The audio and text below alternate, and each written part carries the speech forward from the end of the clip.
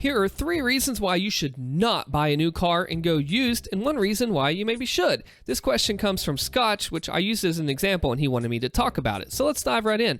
The first reason you should not buy a new car is that you're basically throwing money away. A car is what you call a depreciating asset. It's something that undoubtedly, 90% of the time, goes down in value the second you drive it off the lot. As soon as you get in that new car, start it up, get the smell going, which is really awesome. I mean, we all know it is. Let's just be honest here. And then you drive it off that lot, boom, you just lost a bunch of money. So a car loses about 10% or so value right when you drive it off the lot, and another 15 to 20 for the first 4 years, and 10% after that. So what really does that mean? So let's go to the second reason. Let's say you're 18 years old, you go buy your first car, it's $20,000, and it drops 10% when you drive it off the lot. That's $2,000 just gone like that. You might as well just burnt it or thrown it away.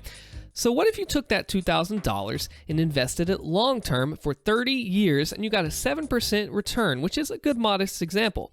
That $2,000 would turn into $15,000, almost enough to buy you a car again. Well, granted, in 30 years, $15,000 is a little different than it is now due to inflation and purchasing power, another good topic for a video.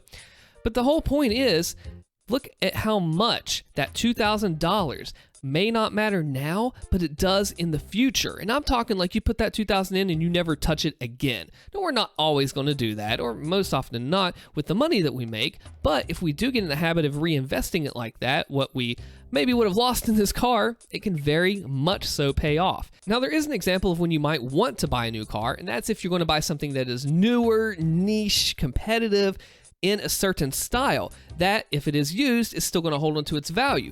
But if you're just wanting to get a car, something that looks nice, drives well, get you from point A to point B, to get you to work, to school, that's probably not going to apply to you. I know it doesn't me. I just have a nice car that I like and it gets me to places, and it's not too crazy expensive because I know that the new car is a depreciating asset. So I went used myself. And number 3, higher insurance cost. You have to think about if you're under 25 years old in some states, especially if you're 18, 20, 21, and a male, you're going to have higher insurance cost. What do you think? Just think about this. What do you think this company is going to want to insure more? The 18-year-old guy that just buys a brand new sports car or the huge truck that's just not experienced on the road just quite yet, or he gets a more modest, low-key type of car where he's not going to get a huge red sports car and just want to drive it down the highway at 90 miles per hour. It's going to be less expensive since red cars are pretty hot, they're pretty cool. But if you go with something more modest, you are not going to have to pay those insurance premiums or cost each month to the same level. If you are still on your parents' insurance, they will thank you as well because you'll be saving them money that they will probably want to use to your college. Be sure to like the video if this helped and subscribe to the channel. My name is Austin. See you next time.